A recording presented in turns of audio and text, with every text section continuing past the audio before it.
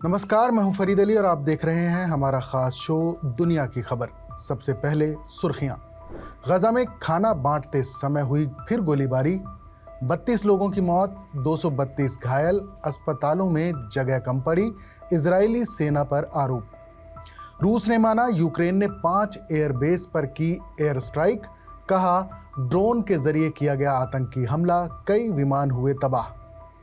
पश्चिमी देशों में 80 साल बाद फिर से वर्ल्ड वॉर का खौफ, 55% लोगों ने एक सर्वे में माना विश्व युद्ध होगा। रूस, अमेरिका और परमाणु हथियार इसकी बड़ी वजह। परमाणु बम बनाने के बेहद करीब पहुंचा ईरान, मिलिट्री ग्रेड यूरेनियम का स्टॉक बढ़ाया, यूएन की निगरानी एजेंसी ने किया दावा। बांग्लादेश ने करेंसी से हटाई पूर्व राष्ट्रपति शेख मुजीबुर रहमान की तस्वीर, नए नोट पर छपी हिंदू बौद्ध मंदिरों की तस्वीर, 1972 से 5 बार बदला डिजाइन। अमेरिका के कोलोराडो में इजरायली समर्थकों पर हमला, लोगों पर फेंका गया पेट्रोल बम, 8 लोग झुलसे, हमलावर ने लगाए फ्री पैलेस्टीन के नारे। पराग्वे के राष्ट्रपति का भारत दौरा, पीएम मोदी से की मुलाकात, पालम एयरबेस पर गार्ड ऑफ ऑनर से हुआ स्वागत। यूरोप के सबसे ऊंचे सक्रिय ज्वालामुखी इटली के माउंट एंटेना में विस्फोट, चारों तरफ छाया काला धुआं। और अब आज की खास खबर। पश्चिमी देशों में 80 साल बाद फिर से वर्ल्ड वॉर का डर, 55% लोगों का मानना है कि विश्व युद्ध होगा। रूस, अमेरिका और परमाणु हथियार इसकी बड़ी वजह बन सकते हैं। इस्तांबुल में होने जा रही शांति वार्ता से पहले ही यूक्रेन ने रूस पर जंग का अब तक का सबसे बड़ा हमला कर दिया है। ये स्ट्राइक रूस में हजारों मील अंदर घुसकर की गई है। इस स्ट्राइक में रूस के 41 विमान तबाह हो गए हैं, जो तकरीबन $7 बिलियन यानी 59 अरब रुपए के बताए जा रहे हैं। यूक्रेन ने इस स्ट्राइक के लिए 117 ड्रोन का इस्तेमाल किया है। दिलचस्प बात यह है कि इन सभी ड्रोन को पहले एयरबेस के पास ले जाया गया और फिर वहां जाकर ब्लास्ट कराया गया। यूक्रेन की स्ट्राइक के तरीके से रूसी खुफिया एजेंसी में हड़कंप मचा हुआ है। CNN की एक रिपोर्ट के मुताबिक यह हमला 2800 मील यानी तकरीबन 4500 किलोमीटर अंदर घुसकर किया गया। यूक्रेन ने रूस के जिन एयरबेस को निशाने पर लिया है वो जापान सीमा के नजदीक भी हैं। यही वजह है कि इस यूक्रेनी स्ट्राइक को सबसे अहम माना जा रहा है। यूक्रेन के सुरक्षा सूत्रों के हवाले से CNN ने बताया कि जिन विमानों को मार गिराया गया है उनमें Tu-95 और Tu-22M3 टैक्टिकल बॉम्बर, रूस के कुछ बचे हुए A-50 सर्विलांस विमान शामिल हैं। रिपोर्ट के मुताबिक एयरबेस पर अटैक करने के लिए सेब के लकड़ी वाले बक्से में ड्रोन को ले जाया गया। ड्रोन्स को ले जाने के लिए यूक्रेन ने स्मगलरों की मदद ली। अब सवाल उठ रहा है कि आखिर रूस की खुफिया एजेंसी को इसकी भनक तक क्यों नहीं लगी। रूसी रक्षा मंत्रालय ने हमलों की पुष्टि की है, जिसमें कई विमानों को नुकसान पहुंचा है।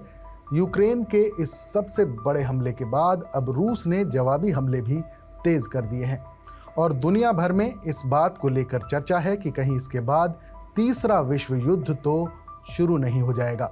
उधर तुर्की में शांति वार्ता शुरू होने से पहले इंटरनेशनल ऑब्जर्वर्स ने कहा कि यूक्रेनी राष्ट्रपति वोलोडिमिर ज़ेलेंस्की 2 जून को वार्ता शुरू होने से पहले मॉस्को पर दबाव बढ़ाने की कोशिश कर रहे हैं। क्रेमलिन के सहयोगी व्लादिमीर मेडिंस्की के नेतृत्व में रूस का प्रतिनिधिमंडल पहले ही तुर्की पहुंच चुका है। बैठक के बावजूद विशेषज्ञों ने कहा कि इस घटना के बाद अब तत्काल युद्ध विराम की बेहद कम उम्मीद है। हमलों ने इस बात को लेकर चिंताएं बढ़ा दी हैं कि क्या रूसी राष्ट्रपति व्लादिमीर पुतिन परमाणु हथियारों से इसका जवाब दे सकते हैं। हालांकि 4 मई को पुतिन ने एक टेलीविजन इंटरव्यू में कहा था कि उन परमाणु हथियारों का इस्तेमाल करने की कोई ज़रूरत नहीं पड़ी है और मुझे उम्मीद है कि उनकी ज़रूरत नहीं पड़ेगी। 2022 में जो युद्ध शुरू किया गया था, हमारे पास उसे रूस की ज़रूरत के हिसाब से तार्किक निष्कर्ष तक पहुंचाने के लिए पर्याप्त ताकत और साधन मौजूद हैं। वहीं दूसरे विश्व युद्ध को हुए 80 साल बीत चुके हैं, लेकिन अब वैश्विक शांति की नींव एक बार फिर से डगमगाने लगी है। यूगोव के ताज़ा सर्वे के मुताबिक अमेरिका और यूरोप के लोग 5 से 10 साल के अंदर तीसरे विश्व युद्ध की आशंका जता रहे हैं। रूस के साथ बढ़ता तनाव, अमेरिका की विदेश नीति और परमाणु हथियारों का खतरा इस डर की सबसे बड़ी वजह माना जा रहा है। यूगोव के सर्वे में शामिल 55% लोगों ने माना कि एक और वर्ल्ड वॉर मुमकिन है। वहीं 76% का मानना है कि वर्ल्ड वॉर में परमाणु हथियारों का इस्तेमाल होगा। लोगों को ये खौफ भी है कि ये दूसरे विश्व युद्ध के मुकाबले कहीं ज़्यादा विनाशकारी होगा। यूरोप और अमेरिका में लोग अपने देशों के इस युद्ध में शामिल होने की आशंका जता रहे हैं। 52% लोगों को लगता है कि दुनिया भर में नाज़ी शासन जैसे अत्याचार आज भी संभव हैं। 60% लोगों का मानना है कि अमेरिका और दूसरे यूरोपीय देशों में भी ये खतरा मौजूद है। सर्वे में पश्चिमी यूरोप के 82% और अमेरिका के 69% लोगों ने रूस के साथ तनाव को सबसे बड़ा खतरा बताया है। लोग मानते हैं कि रूस की सैन्य गतिविधियां और उसकी परमाणु ताकत दुनिया की स्थिरता के लिए खतरा है। रूस के अलावा आतंकवाद को भी बड़ा खतरा माना गया है। लोगों का मानना है कि इस पर जल्द काबू पाना जरूरी है। ये डर दुनिया की कूटनीति में बढ़ती दरारों का संकेत है। और अब बात ईरान के परमाणु हथियारों की। तमाम पाबंदियों, अमेरिकी दबाव और यूएन की निगरानी के बीच ईरान परमाणु हथियार बनाने के बेहद करीब पहुंच गया है। संयुक्त राष्ट्र की परमाणु निगरानी संस्था अंतर्राष्ट्रीय परमाणु ऊर्जा एजेंसी यानी IAEA ने एक गोपनीय रिपोर्ट में दावा किया है कि ईरान ने मिलिट्री ग्रेड यानी 60% तक शुद्ध यूरेनियम का स्टॉक काफ़ी बढ़ा दिया है। ये यूरेनियम परमाणु हथियार बनाने के बेहद करीब माना जाता है। IAEA ने ईरान से सहयोग बढ़ाने और अपनी नीति में बदलाव करने की अपील की है।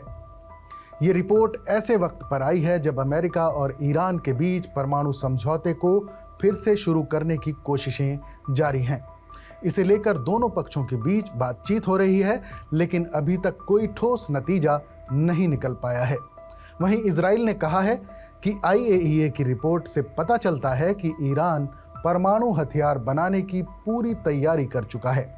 इजराइल ने अंतर्राष्ट्रीय समुदाय से इसे फौरन रोकने की अपील की है। अगर ईरान परमाणु हथियार बना लेता है तो वो ऐसा करने वाला 10वां देश होगा। इस वक्त दुनिया में सबसे ज्यादा परमाणु हथियार रूस के पास हैं। IAEA ने कहा है कि 17 मई तक ईरान के पास तकरीबन 408.6 किलो 60% शुद्धता वाला यूरेनियम था। ये मात्रा फरवरी की तुलना में 50% ज्यादा है। यूरेनियम को जब ज्यादा शुद्ध किया जाता है तो वो हथियार बनाने के लायक बन जाता है।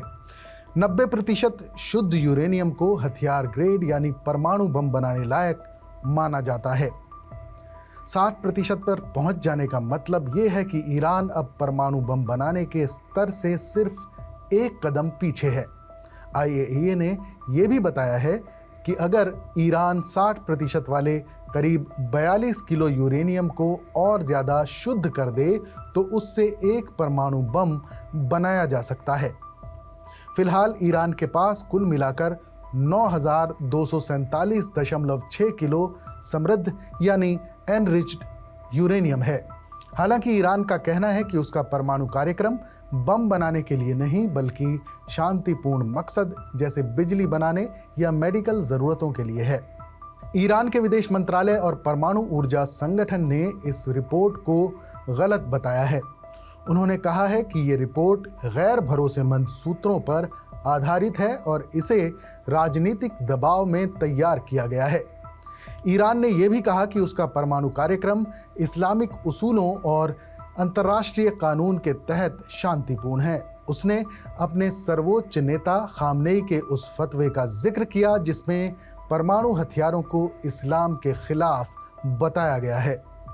ईरान ने यह आरोप भी लगाया है कि 2018 में जब अमेरिका परमाणु समझौते से बाहर हुआ तब IAEA खामोश रहा था। हाल ही में ओमान के विदेश मंत्री तेहरान पहुंचे और उन्होंने एक नया अमेरिकी प्रस्ताव ईरानी विदेश मंत्री को सौंपा। ये प्रस्ताव परमाणु कार्यक्रम सीमित करने और अमेरिकी प्रतिबंधों में राहत से जुड़ा है। कुछ दिन पहले रोम में अमेरिका और ईरान के बीच बातचीत का 5वां दौर हुआ, लेकिन कोई ठोस नतीजा नहीं निकला था। IAEA ने सदस्य देशों को एक और खुफिया रिपोर्ट भेजी है, जिसमें बताया गया है कि ईरान जांच में सहयोग नहीं कर रहा है, खासकर उन जगहों पर जहां बिना जानकारी के यूरेनियम के अंश पाए गए हैं। IAEA को शक है कि 2000 के दशक की शुरुआत में ईरान का एक खुफिया सैन्य परमाणु कार्यक्रम था। जांच में ये बात 3 पुरानी साइटों तुर्कुजाबाद, वरामिन और मरीवान के बारे में सामने आई है। चौथी साइट लाविसान शियान को ईरान ने 2003 के बाद ध्वस्त कर दिया और वहां IAEA को जाने ही नहीं दिया गया। स्वीडन के थिंक टैंक सिपरी ने जून 2024 में परमाणु हथियारों से जुड़ी एक रिपोर्ट जारी की थी। इसके मुताबिक दुनिया भर में फिलहाल 3904 परमाणु हथियार, मिसाइल या एयरक्राफ्ट मौजूद हैं। भारत, पाकिस्तान और नॉर्थ कोरिया भी अपनी बैलिस्टिक मिसाइलों पर परमाणु वॉरहेड तैनात करने की तैयारी में हैं। दुनिया के 90% परमाणु हथियार रूस और अमेरिका के पास हैं। हमारे इस खास शो पर अपनी राय हमें ज़रूर बताइएगा। बाकी देश और दुनिया की तमाम बड़ी खबरों के लिए देखते रहिए TV9 डिजिटल।